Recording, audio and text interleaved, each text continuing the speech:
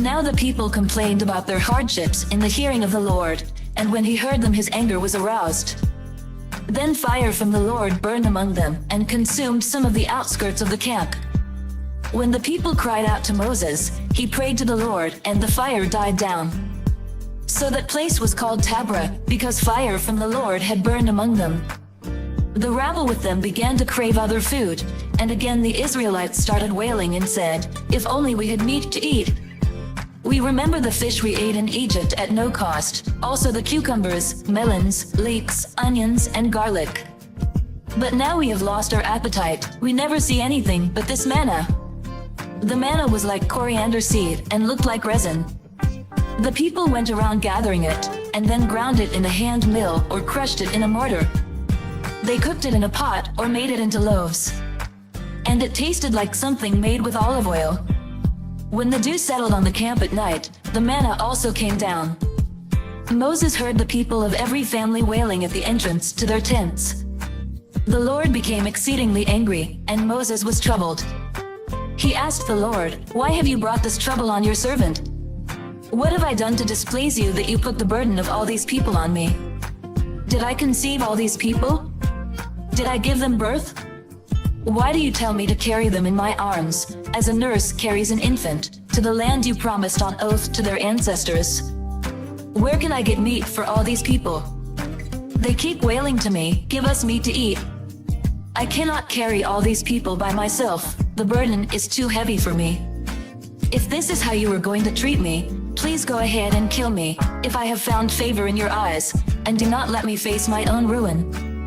The Lord said to Moses, "Bring me 70 of Israel's elders who are known to you as leaders and officials among the people.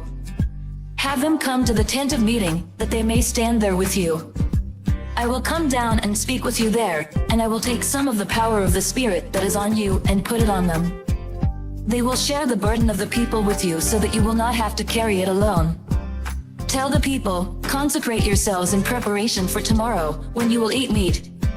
The Lord heard you when you wailed, 'If only we had meat to eat. We were better off in Egypt.' Now the Lord will give you meat, and you will eat it. You will not eat it for just 1 day, or 2 days, or 5, 10 or 20 days, but for a whole month, until it comes out of your nostrils and you loathe it, because you have rejected the Lord, who is among you, and have wailed before him, saying, 'Why did we ever leave Egypt?' But Moses said, 'Here I am among 600,000 men on foot, and you say, I will give them meat to eat for a whole month. Would they have enough if flocks and herds were slaughtered for them? Would they have enough if all the fish in the sea were caught for them?' The Lord answered Moses, 'Is the Lord's arm too short? Now you will see whether or not what I say will come true for you.' So Moses went out and told the people what the Lord had said. He brought together 70 of their elders and had them stand around the tent. Then the Lord came down in the cloud and spoke with him, and he took some of the power of the Spirit that was on him and put it on the 70 elders.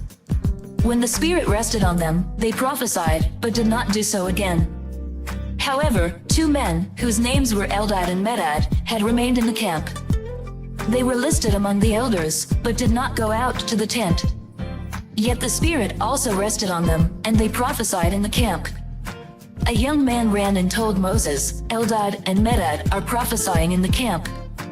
Joshua son of Nun, who had been Moses' aide since youth, spoke up and said, "Moses, my lord, stop them."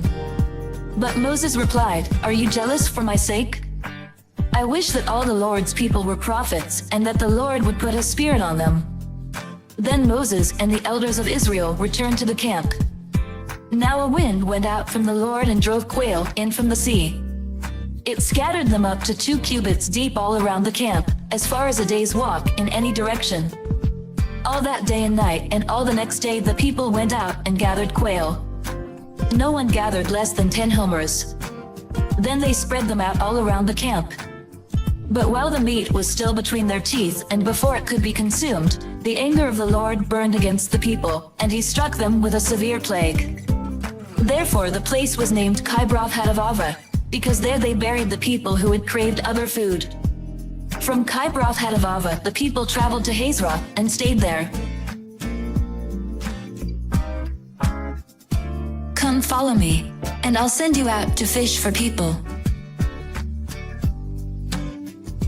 I hope and I pray that the Spirit of God, the Almighty, is with you, and that His Son and His Holy Spirit bless you and your family throughout eternity.